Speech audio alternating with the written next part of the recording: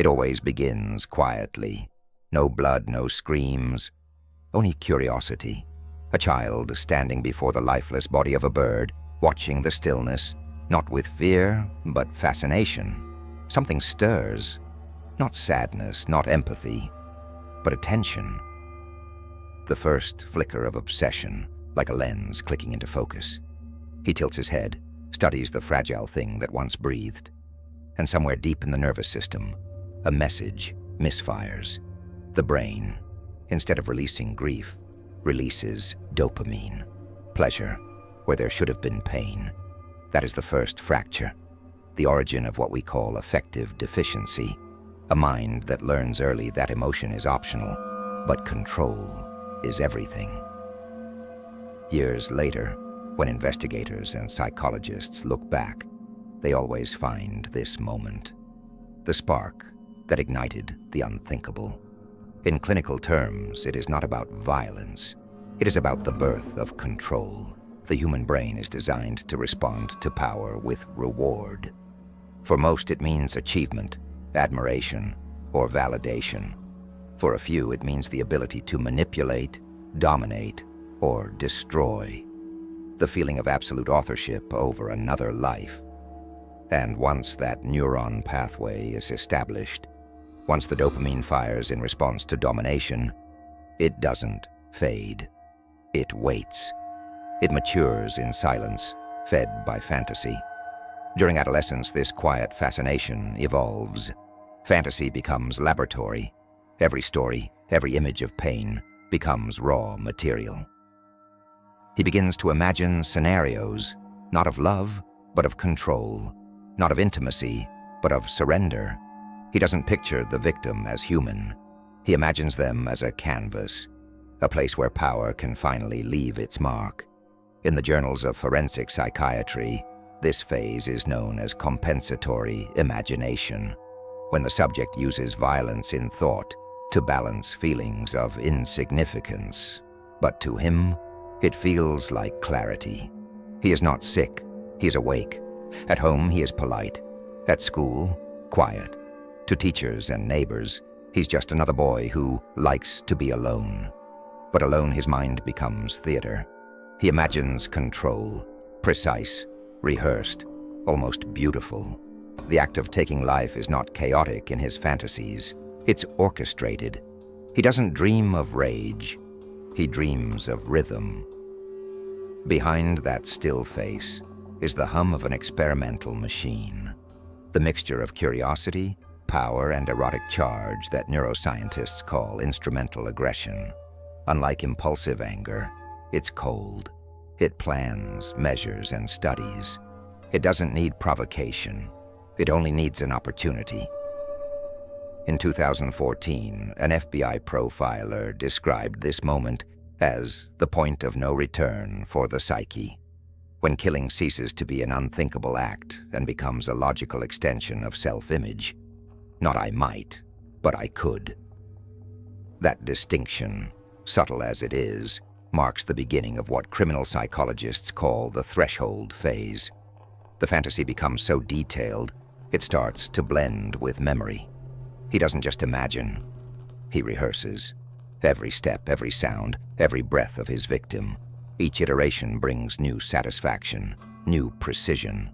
Soon the brain no longer differentiates between thought and act. In neuroimaging, we see it. The motor cortex lights up as if he's already moving. To him, the act has already happened. He's only waiting to catch up to it. But here's what makes a thrill killer different from any other type. He doesn't kill for revenge, or greed, or ideology. He kills for the high. The biochemical spike that floods the limbic system the moment control becomes absolute. It's not about the victim. It's about the self, momentarily freed from insignificance. Each fantasy is a rehearsal for godhood, and each godhood demands an offering. As years pass, that offering becomes necessary. He tries to suppress it, through pornography, through sadistic fiction, through imagining harm without consequence. But dopamine is a patient teacher. It teaches the brain that fantasy is not enough. Like any addiction, tolerance builds. He needs more detail, more danger, more realism. The boundaries begin to blur. He finds himself lingering at crime scene photographs online. He doesn't look away. He studies composition, posture, light, texture, like an artist learning anatomy. He scrolls through message boards where others share real violence. He doesn't react with disgust. He reacts with recognition. In one recorded case study, a thrill killer described his first fantasy at age 12 as like seeing in color for the first time. By 17, he was dissecting small animals just to understand how things stop. By 20, he was dreaming about people who didn't matter. When asked why, he smiled and said, "Because they never knew I existed, but for a few minutes, they would."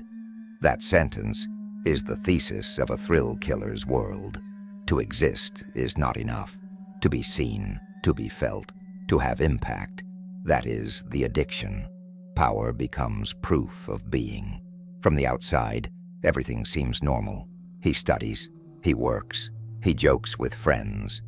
But small things begin to slip. He starts isolating, spending long nights online. His search history darkens. He reads about serial killers not with judgment, but admiration. He doesn't copy them, he critiques them, as if studying a craft. The problem, he writes once, is that most of them lacked his style. He begins designing his own narrative. That's what the FBI calls fantasy scripting, the stage where imagination takes the structure of a plan. He visualizes location, time, tools. He imagines the silence before the act. He replays it over and over until it feels inevitable. When his parents notice he rarely speaks, they think it's depression. When colleagues see his calm demeanor, they call it discipline. No one sees the architecture beneath, the meticulous blueprints of control forming behind the eyes. It's not a storm, it's construction, and every fantasy adds another brick. In the quiet of his room, he opens his laptop and scrolls through folders titled Research. Inside are news articles, old interviews, autopsy reports. He's building a museum of darkness, not because he enjoys suffering, but because he understands it. Or at least, that's what he tells himself. He believes he's a student of human nature. But the truth is simpler. He's studying the mirror, waiting for his reflection to blink. By now, the spark that began as curiosity has evolved into something more structural. It's no longer a thought. It's an identity. He sees himself as a conductor, a designer of fate. The thrill doesn't come from pain, but from orchestration, from knowing every outcome, every breath, every heartbeat that will end when he decides. He's not chasing chaos. He's chasing perfection. And that perfection demands rehearsal. Late at night, he walks through empty streets, tracing routes, measuring distances, timing footsteps. He observes shadows, listens to silence, practices invisibility. Each step releases a small surge of pleasure, a preview of the power to come. In that moment, he is already halfway gone. Psychologists call it cognitive rehearsal of predation, a mental dress rehearsal where violence is not fantasy anymore. It's simulation. The line between imagination and intention dissolves. He tells himself he'll never do it. But inside, he knows he already has, countless times, in perfect detail. The child who once stared at a dead bird has become a man staring into the mirror. His reflection looks back, steady and unafraid. He touches the glass, and for the briefest second, believes it's another person looking at him, someone he can finally control. Every killer is born twice, once in flesh, once in fantasy. The second birth is the one that never ends. Before the act, There is rehearsal, and before rehearsal, there is control. Control, that quiet word the rest of us associate with order, discipline, self-mastery. For him it means divinity. It is the invisible currency of his world, the only language he truly speaks. Inside his mind, an experiment has begun. The subject, the method, and the observer are all the same person. Every thought is a variable, every secret a hypothesis, the private laboratory. He no longer needs fantasy to escape. He needs it to breathe.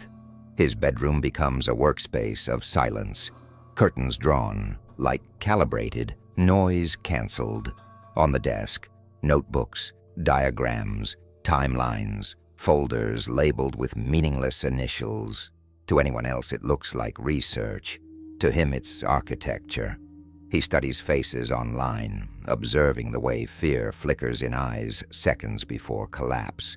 He slows the footage, rewinds, takes notes. His handwriting is small, surgical, loss of control, peak stimulation. He builds categories, not of people, but of responses. He's not interested in who they are. He's interested in how they react. In his taxonomy, terror is not emotion. It's data. Dual existence. By day, he is immaculate, ironed shirt, punctual, courteous. He knows how to mirror empathy. He's rehearsed it for years. He laughs at the right moments, nods in conversation, even feigns modesty. But each polite gesture hides an experiment in progress. How far can I mimic humanity before it suspects me? This is the dual life phase that profilers know too well. The compartmentalization that allows a predator to survive among prey. To colleagues, he's reserved. To neighbors, he's reliable. To himself, he's evolving. The dopamine loop. In neuroforensics, it's called the reinforcement cycle. Each time he controls an interaction, deceives, manipulates, dominates, his brain rewards him.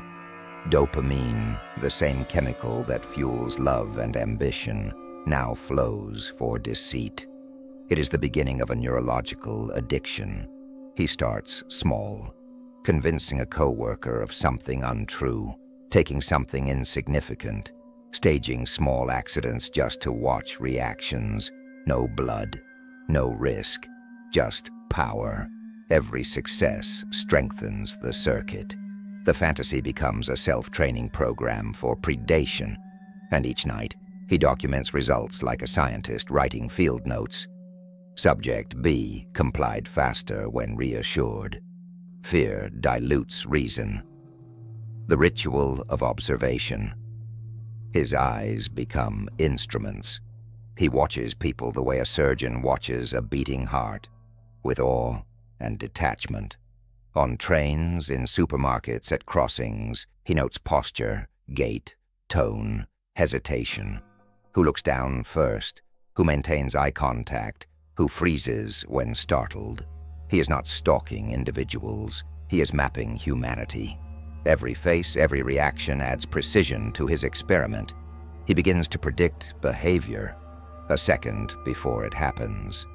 The sensation is narcotic. In the laboratory of control, prediction equals power, and power is the only pleasure that doesn't fade. Objects of control soon. Thought alone no longer satisfies him. He needs tangible evidence, small, meaningless objects that symbolize dominance. Not trophies yet, but precursors. A misplaced key, a photograph quietly taken, a trinket borrowed and never returned. Each item whispers the same message. I exist beyond your awareness. He arranges them methodically, not as souvenirs, but as equations. He remembers where each came from, what it represents, how it made him feel. They are emotional coordinates, marking the progress of transformation. For the first time, his fantasy has form. It can be touched, measured, organized. Control has texture. The voice of rationalization. Every addict needs justification. His arrives as philosophy. He convinces himself he's exploring the boundaries of empathy, that morality is a social fiction created to restrain evolution. He reads Nietzsche, de Sade, obscure psychology blogs. He quotes them to himself like scripture. He's not planning a crime. He insists. He's conducting a study. And every study requires subjects. That is how conscience begins to die. Not in violence, but in vocabulary. The mirror sessions. Some nights, he stands before the mirror and rehearses expression. He practices sincerity, surprise, remorse. He studies micro-movements until the mask fits perfectly. He times a smile, 1.7 seconds, believable warmth, blink rate, 18 per minute, calm engagement. He is no longer acting human, he's engineering humanity. Under fluorescent light, he becomes both sculptor and sculpture. This is what profilers call behavioral mimicry, the process of replacing authentic emotion with learned gesture. Once perfected, it becomes impossible to detect. That's why people describe him as so normal, because normality, for him, is an act of genius, escalation, through imagination. The rehearsals intensify. He adds complexity. Now he imagines not just control, but resistance. How would it feel if someone fought back? What would he say? What tone would he use to maintain calm? He tests phrases aloud, soft, commanding, almost tender. Every word is designed to neutralize panic.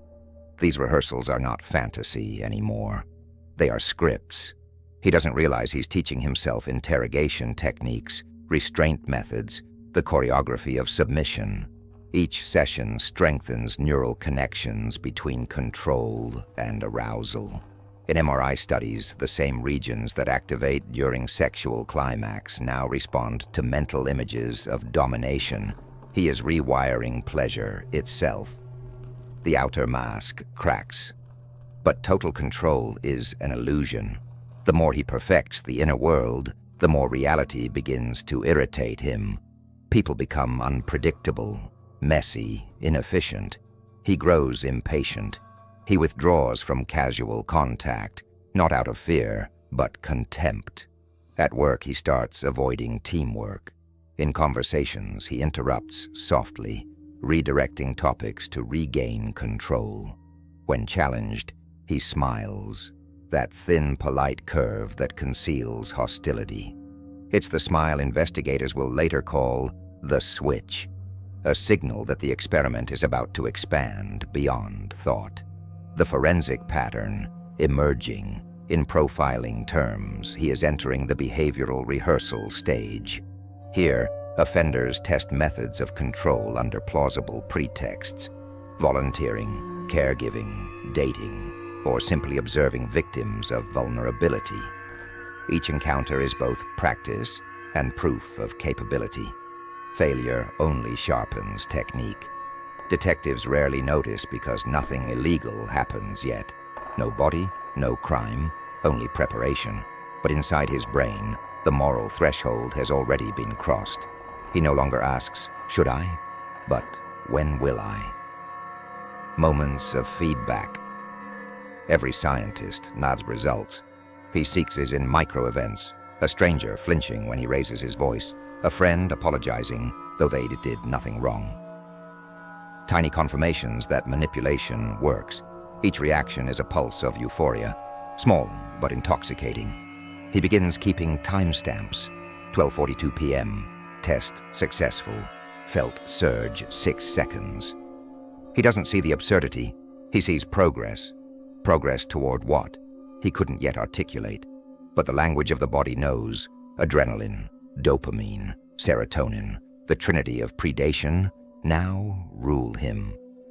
The edge of reality. By the time he reaches his late 20s, the laboratory feels cramped. Fantasy has become rehearsal. Rehearsal demands stage. He starts driving aimlessly at night, scanning faces under streetlights.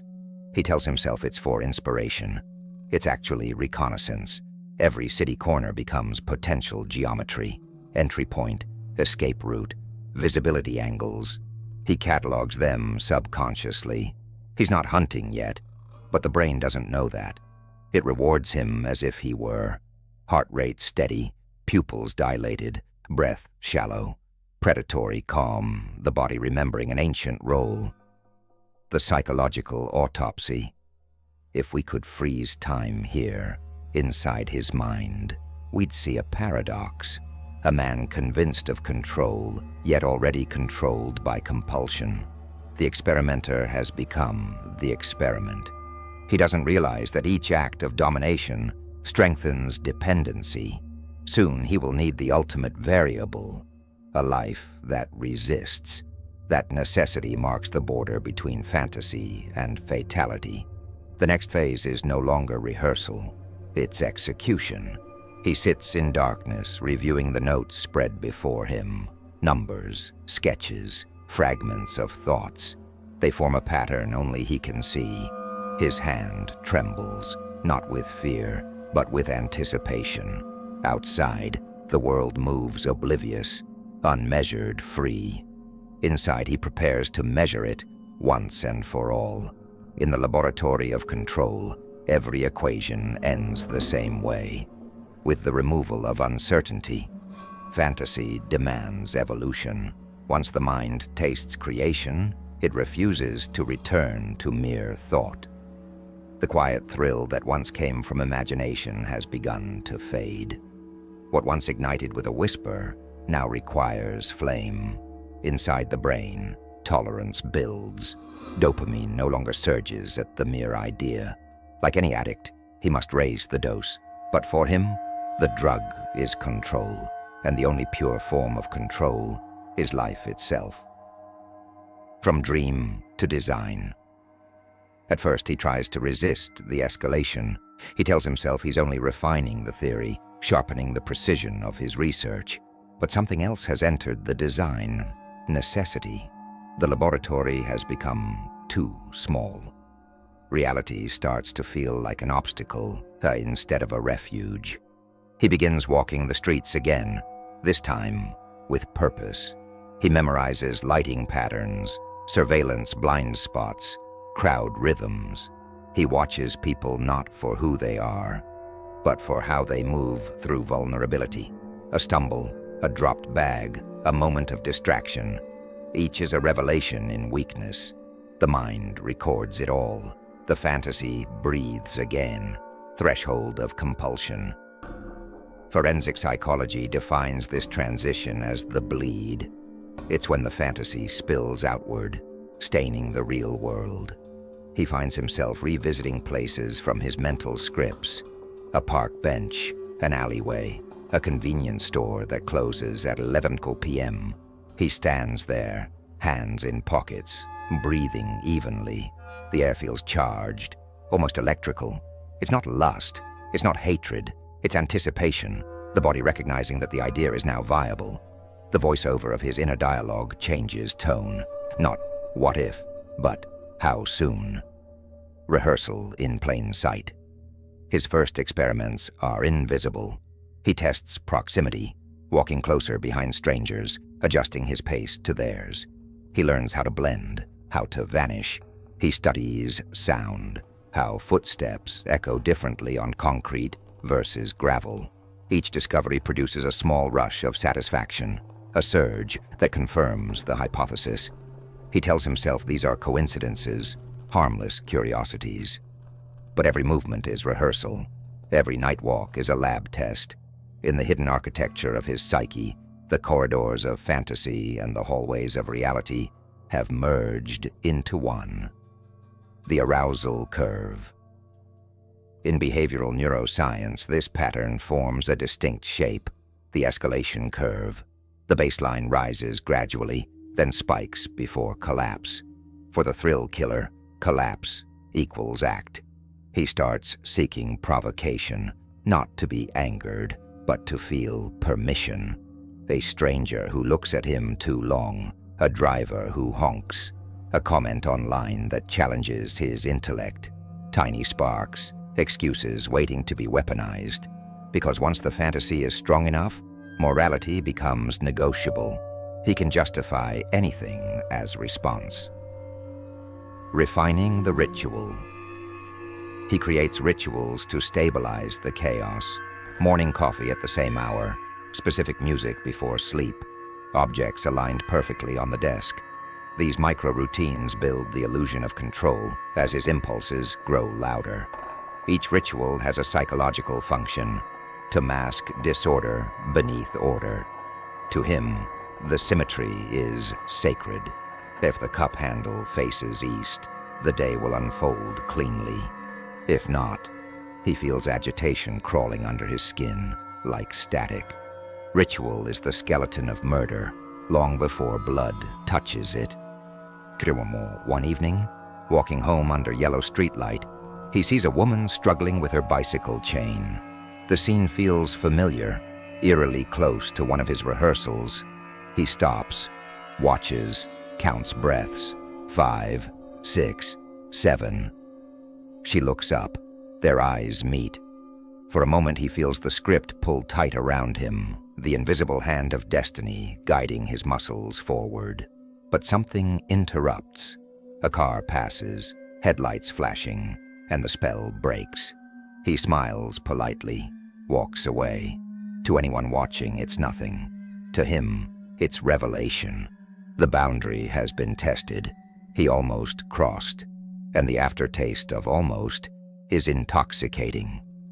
The reward of restraint. That night, he lies awake, replaying the scene. Every detail is cinematic.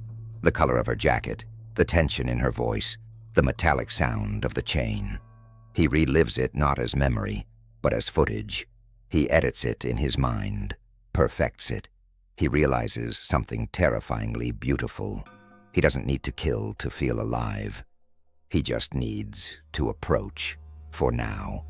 Restraint becomes part of the ritual.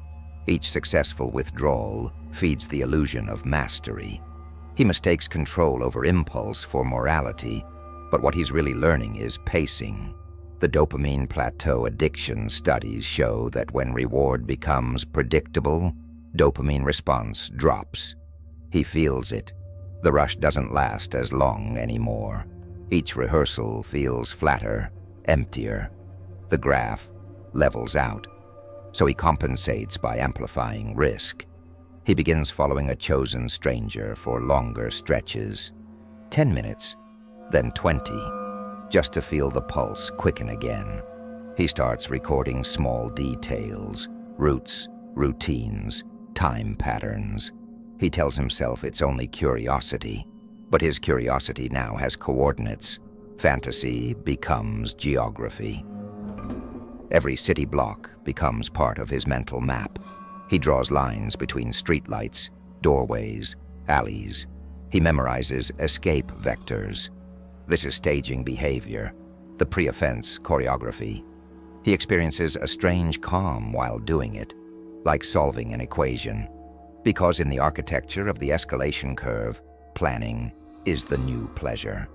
He's building the stage long before the performance begins. Emotional flattening. As fantasy deepens, real emotion thins. He laughs less, eats less, sleeps intermittently. Dreams and waking hours overlap. Sometimes he forgets conversations minutes after they end. He feels detached, as though watching himself live. Clinically, this is called dissociation onset. It's the mind's adaptation to moral overload. By numbing empathy, the psyche protects functionality. But it also removes the last barrier between thought and act. He no longer feels guilt because guilt requires connection. And connection has been replaced by calculation, echoes of godhood. He starts writing again. Short fragments, aphorisms. Freedom is not doing what you want. It's deciding who ceases to. Fear is art in motion. These aren't confessions. They're commandments. The language of superiority, of self-deification.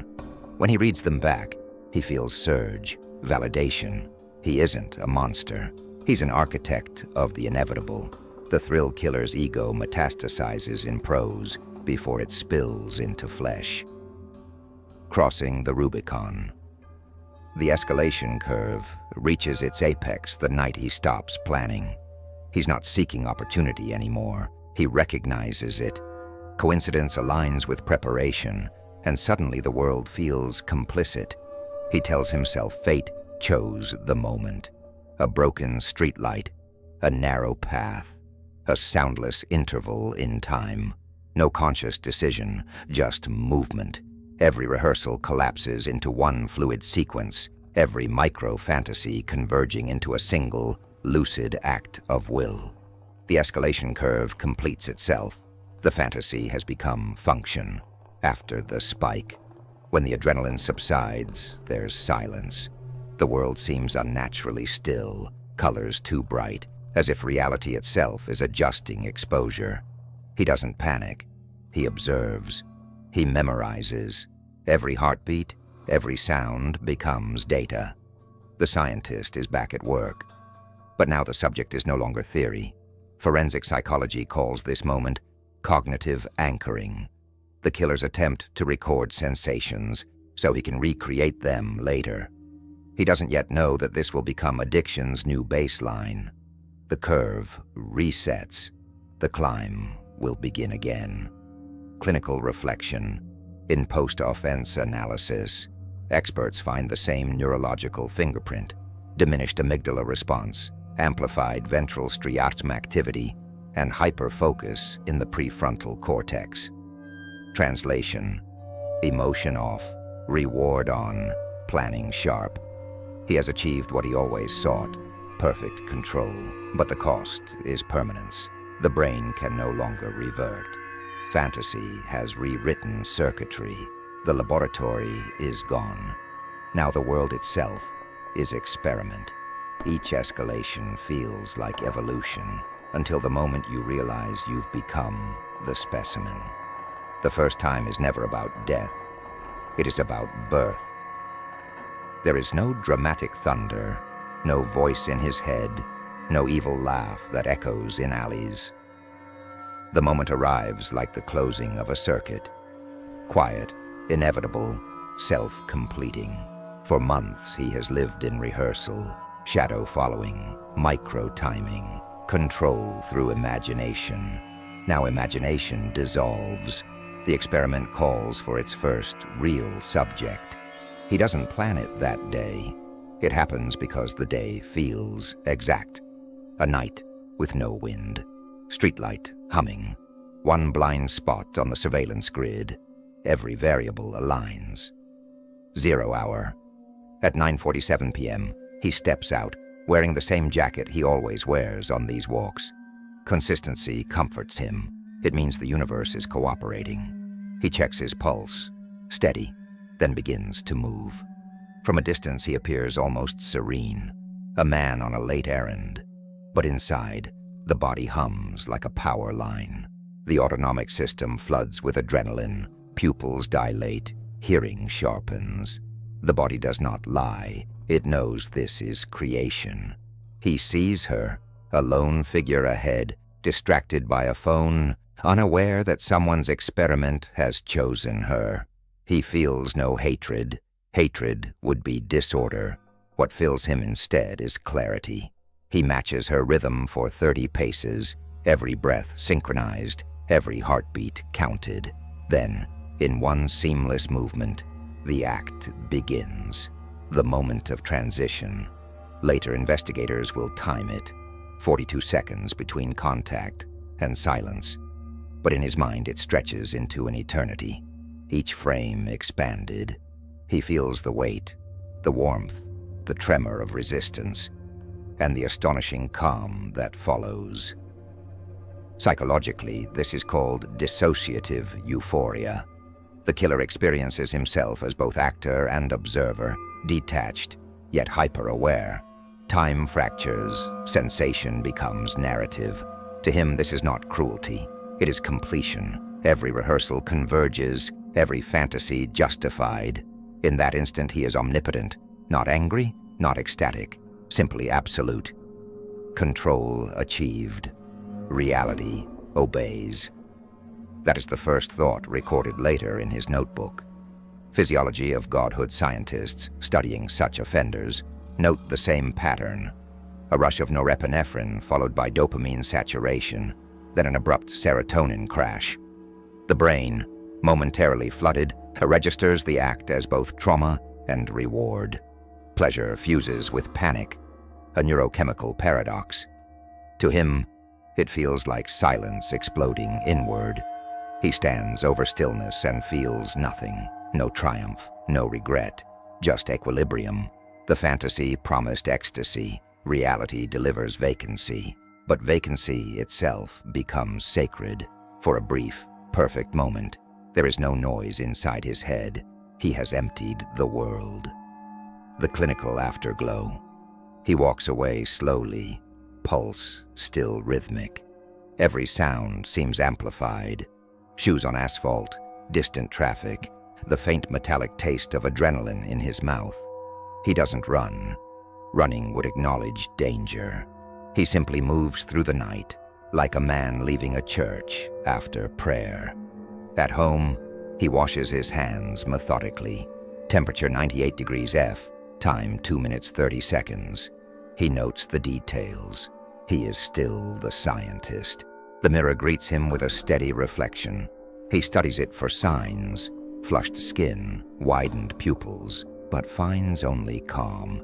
He whispers, "You did it," not as confession, but as confirmation.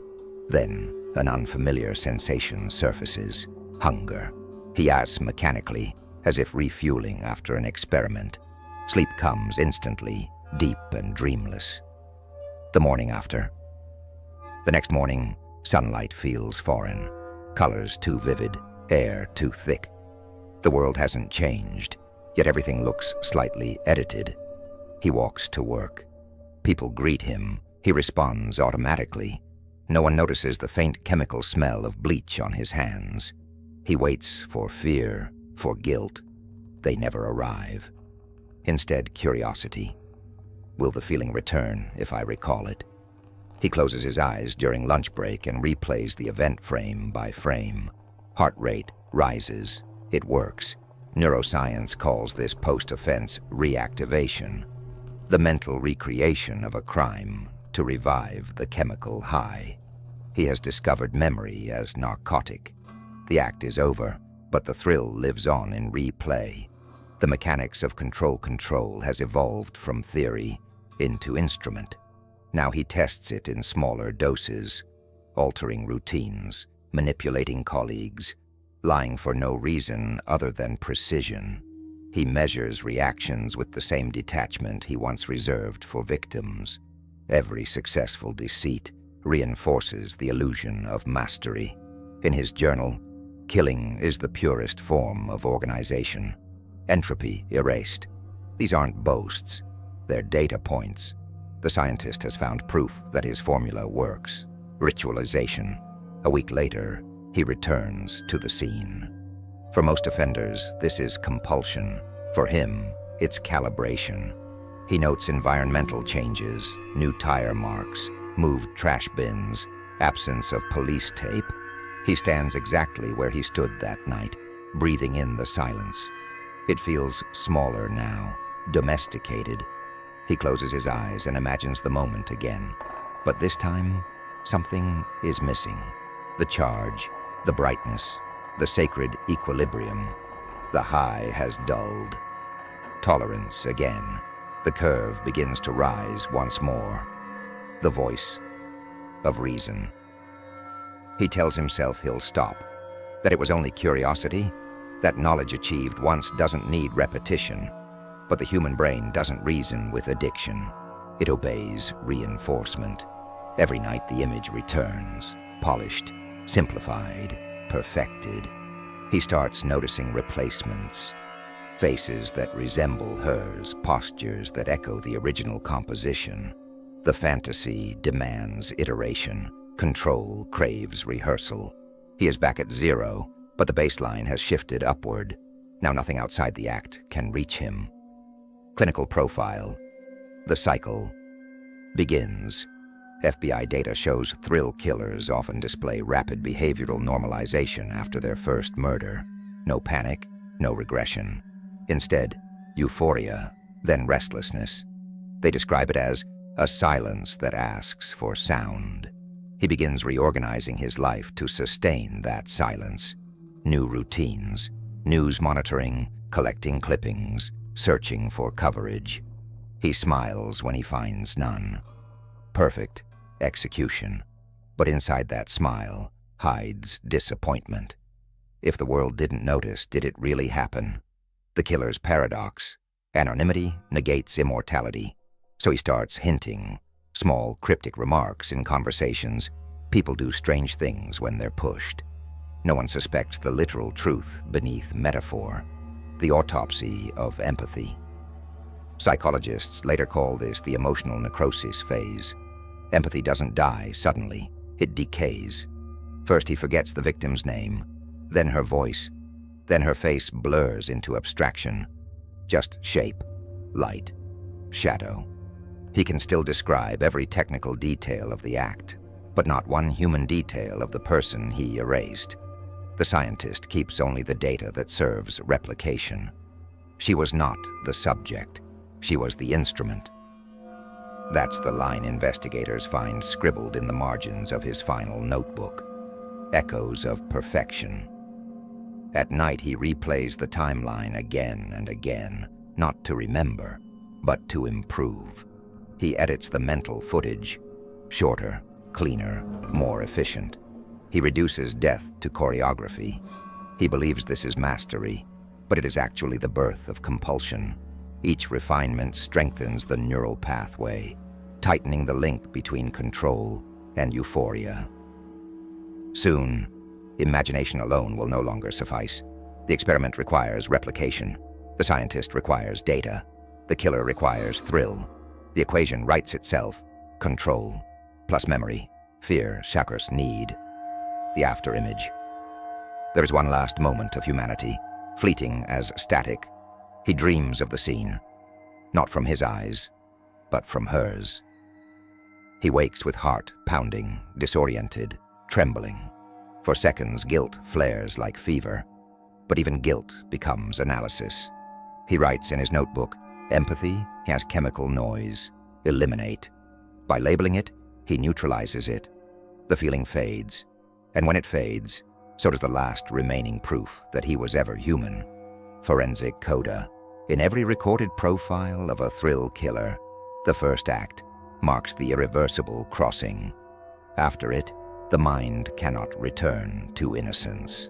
Moral neurons have been pruned away like dead branches. Fantasy now rules physiology. The killer's voiceover, if we could hear it, would sound almost gentle. I didn't kill her. I just completed the equation. The scene closes on him walking down the same street weeks later. Same rhythm, same calm, eyes scanning for nothing and everything. The world continues around him. Cars, laughter, life, unaware that a new variable has entered its bloodstream. He didn't kill to destroy.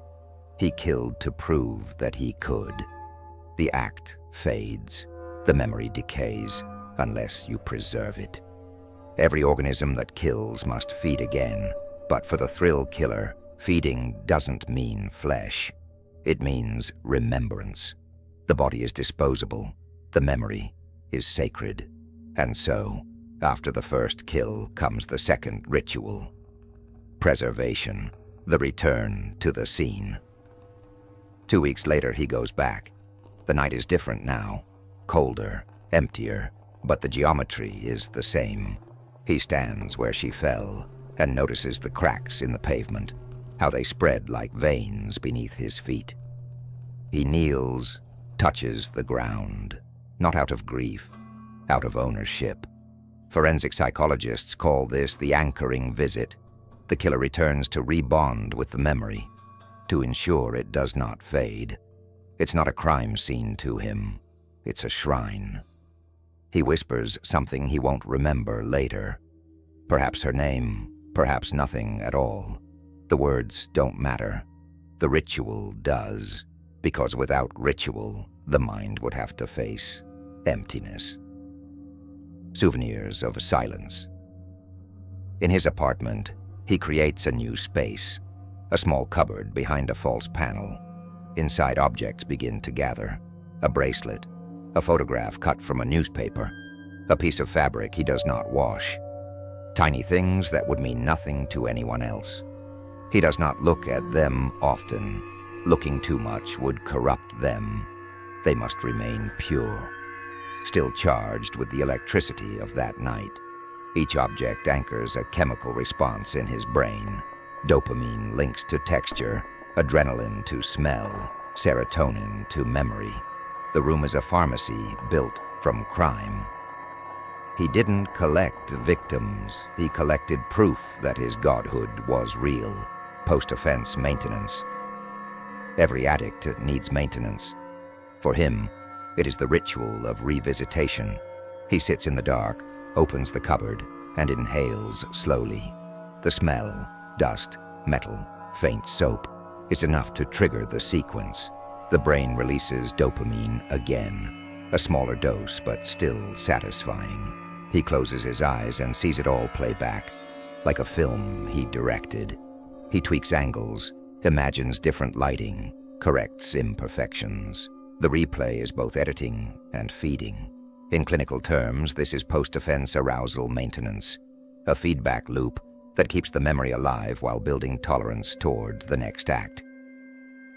Artifacts of control. He begins to document, not journals anymore, catalogs, item numbers, dates, locations. It looks almost archival. The precision soothes him. He believes the records grant meaning, like science assigning purpose to madness. But forensic analysis will later show something else. The writing itself releases endorphins. Every letter is a microdose of control. He writes in third person now. The subject executed the test with flawless efficiency. He has become his own case study. The media effect weeks. Later news finally breaks. Unsolved incident. No name, no photo, just a paragraph on page 6. But to him, it's validation. Someone else has spoken his language, even if they don't know it. He clips the article and adds it to the collection. The cupboard grows. Each edition is a dose, each dose a decline. He starts watching true crime shows not as viewer, but as critic. He analyzes their mistakes, their arrests, their flaws. Aha thinks, I can do better. He's already thinking in plurals. The evolution of memory changes when you touch it. Each time he replays the event, he alters it slightly. Smoother, cleaner, more elegant. The mind doesn't store reality, it stores stories. Soon, his story is more perfect than the truth. In forensic interviews, killers often say, I see it like a movie. They mean it, literally. Neuroimaging shows visual cortex activity, as if watching a screen. He is both audience and director, applauding his own composition. But the movie is fading.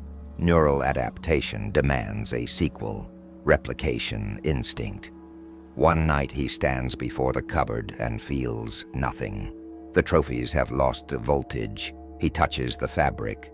No surge. Looks at the photo. No glow. The chemical bond has degraded. The brain, like a battery, needs recharge. It needs new data, new stimulus. And so he begins to plan again. He tells himself it's for comparison, to study consistency, to perfect methodology. But the truth is simpler. He misses the silence inside the moment. Architecture of the room. As months pass, the collection expands from a cupboard to an entire closet. He rearranges it like a museum, items on hooks, shelves, in boxes. The air inside is stale and sweet with dust. He keeps the light dim because brightness feels disrespectful. Sometimes he sits on the floor, eyes closed, listening. In the silence, he hears breathing, his own, amplified by memory. The room becomes sacred ground. It's the only place where he feels safe from the noise of ordinary life. Psychological decay. Outside the trophy room, his functionality remains intact. He still works, still smiles, still exists among the living. But inside, entropy sets in. Appetite diminishes, social contact shrinks, sleep fractures into 2-hour intervals. He lives in cycles of arousal and exhaustion. The body pays the price for a brain that no longer obeys normal rhythms. Cortisol rises, testosterone drops, immune system weakens. He's dying slowly from his own godhood, yet the mind refuses surrender. Each symptom is dismissed as adjustment. He believes he's evolving beyond biology. In reality, he's being consumed by it. The collector's logic. When detectives eventually uncover such rooms, they always note one detail: order. Everything neatly arranged, almost reverent. No chaos, no blood, just composition. The collector's mind cannot endure randomness. It must compose meaning from murder. Each trophy is a sentence in a story he believes only he can read. But if you look closely, you see the truth. The story is writing him. Internal dialogue. He speaks to the room now, not in madness, but in maintenance. Words like prayers, "You're still mine," "I remember you." The room never answers, but the silence does something to him. It makes him believe the objects listen. In a way, they do. Each item triggers the brain's echo of power. The dead speak through chemistry. The descent into pattern. The pattern is set now. Act, collect, remember, fade, repeat. He has no reason to stop, because stopping would mean emptiness, and emptiness is death. From the outside, the timeline of his life looks normal. From within, it's an oscillation of chemical peaks and troughs. The curve that began as escalation is now a circle. He lives in orbit around his own creation. Forensic interpretation. Criminal psychologists have a term for this: compulsive memorialization. It serves 3 functions: recreation of power, reduction of anxiety, justification of identity. In other words, the trophy room is therapy for a mind that cannot feel. Every object says, "You exist." Without them, he would disappear into the silence he once worshipped. The trophy as confession. Some trophies hide in plain sight. A ring worn daily, a book on a shelf, a photo frame on a desk. To outsiders, they're decorative. To him, they're confessions that no one can hear. Each display is a message to the self. I can carry death in daylight, and you'll never know. It's not defiance. It's artistry. He believes he's curating a gallery of truth. But truth without remorse is just a mirror that reflects nothing. Fading signal. One night he sits before the open cupboard for hours, waiting for the spark to ignite. It doesn't. The room feels heavy, hollow. He realizes the trophies are dead twice. First as bodies, now as symbols. The brain has fully adapted. The stimulus no longer produces pleasure, only memory of pleasure. And memory without emotion is just dust. He closes the cupboard door slowly, almost tenderly, and in that gesture, a new need is born. If the past can no longer feed him, the future must. Prelude to repetition. He cleans the room for hours, polishes wood, labels boxes, realigns items by size. The order feels ritualistic, like preparing a temple. He tells himself it's to start fresh. He knows it's to make space. The camera of our imaginary documentary pans slowly across the shelves. Bracelet, key, scrap of cloth, newspaper clipping. Each a timestamp in a private universe. At the center of the room, the chair he always sits in is empty. He's already gone to find the next artifact. Forensic closing experts say the trophy room is not about souvenir, but about memory management. It's how the mind files proof of control. But control is never enough. The addiction demands novelty, and so the cupboard will open again, and new objects will take their place, each one a temporary cure for a terminal void. The collector believes he's preserving power. In truth, he's archiving his own decay.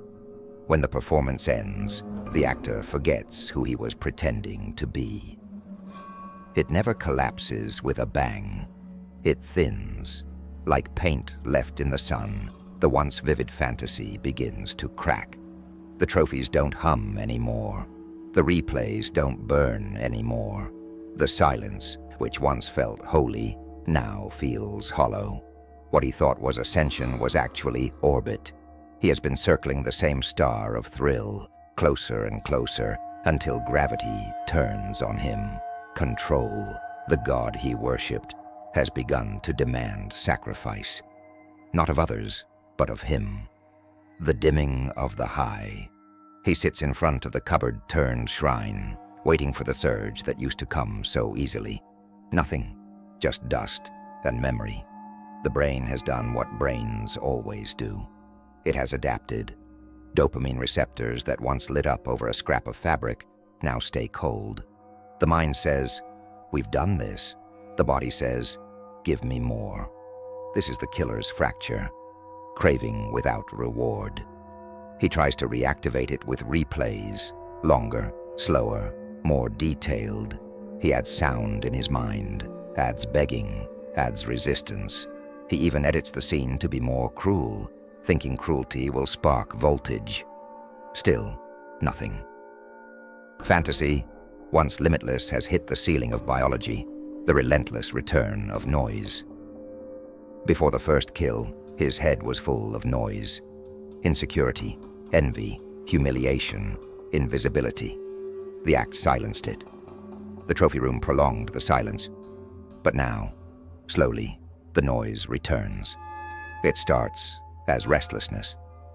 Pacing at night, scrolling news for his own name, monitoring investigations that don't yet exist. Then it becomes irritation. People talk too much, laugh too loudly, ask too many questions. Then it becomes contempt for their normal lives, their trivial worries, their ability to sleep. What he once escaped has found him again, being ordinary. To someone whose entire pathology is built on the belief he is above, beyond, chosen, the return of ordinariness is unbearable. Cracks in the dual life. The mask begins to slip, not in public, but in micro moments. He answers too sharply. He forgets to mimic concern. He doesn't laugh when he should. A coworker says, "You look tired," and it irritates him more than it should. Why? Because fatigue is human, and he has spent his entire adult life convincing himself he is not. The dual existence, polite by day, predator by night, requires energy. Energy he no longer has because maintaining fantasy has become full-time work. This is where many thrill killers make mistakes, not because they grow reckless, but because they grow empty. And emptiness doesn't plan well. The anxiety of discovery.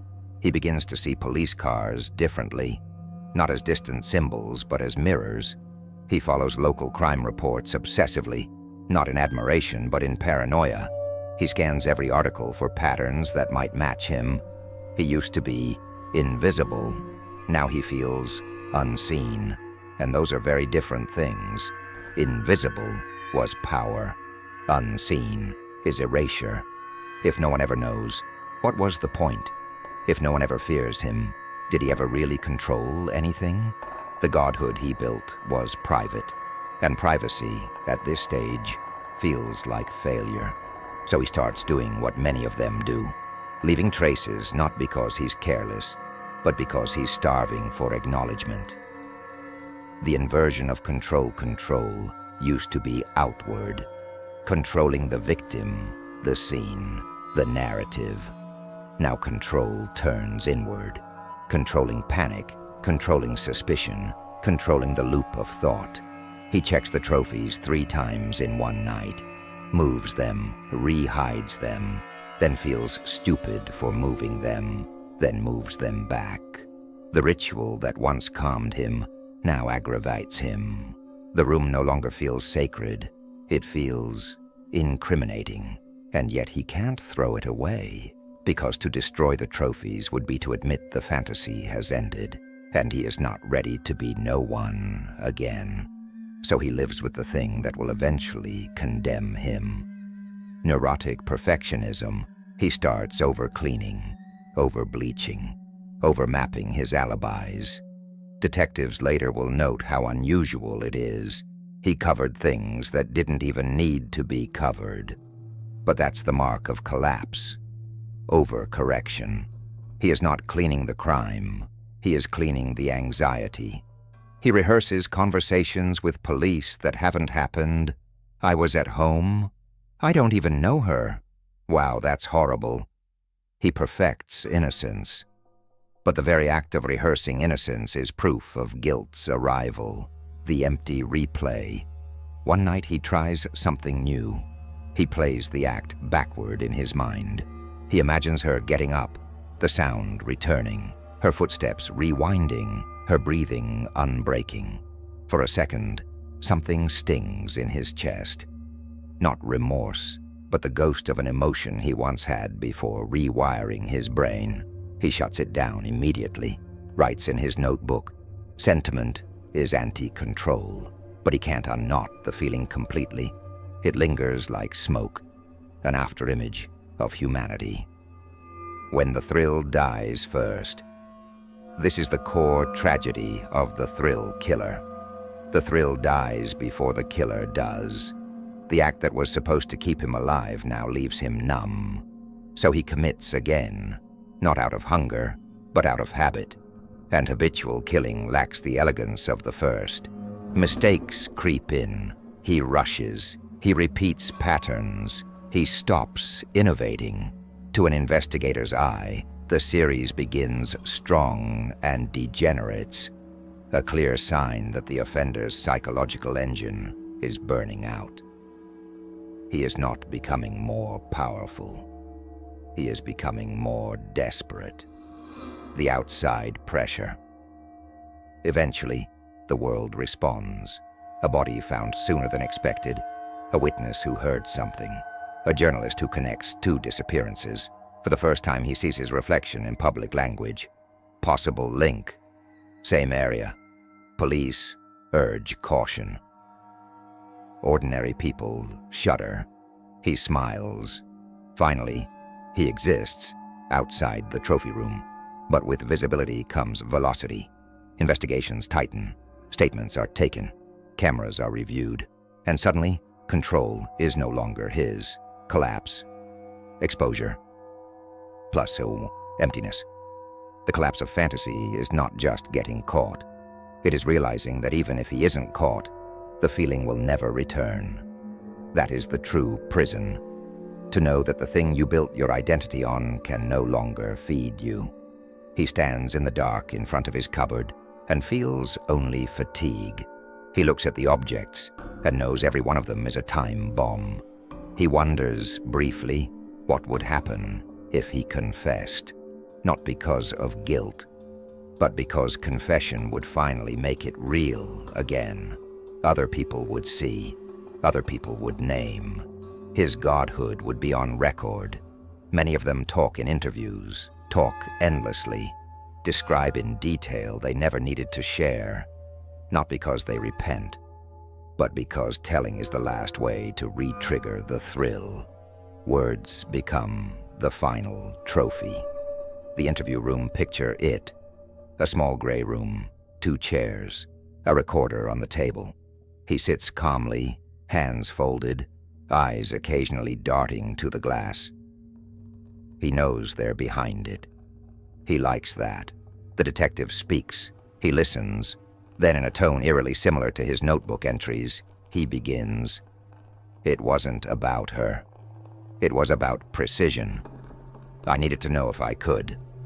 The detective asks why. He answers with the honesty of someone whose fantasy has already collapsed, because nothing else worked anymore. That line will later be quoted on news, on documentaries, on podcasts, and he will finally be seen. Forensic postscript. In the final evaluation, the profiler will write something like, subject demonstrated progressive emotional blunting, escalating ritualization, and dependency on post-offense stimuli. Primary motivation, thrill through control. Secondary, identity affirmation, collapse, triggered by tolerance and external investigative pressure. Clinical, cold, accurate. But beneath the clinical is something simpler. He was a man who mistook domination for meaning. When domination dulled, meaning vanished. And with no meaning, he had to choose between nothingness and exposure. He chose exposure. The room abandoned. The documentary lens returns to the trophy room one last time. Police tape, gloved hands, numbered markers beside objects, once handled like relics. What was once sacred is now evidence. What was once power is now proof. What was once private is now public horror. The room survives, but not for him. For study, for teaching, for warning. The killer's archive has become the world's archive. In the end, the fantasy does not protect him. The fantasy consumes him.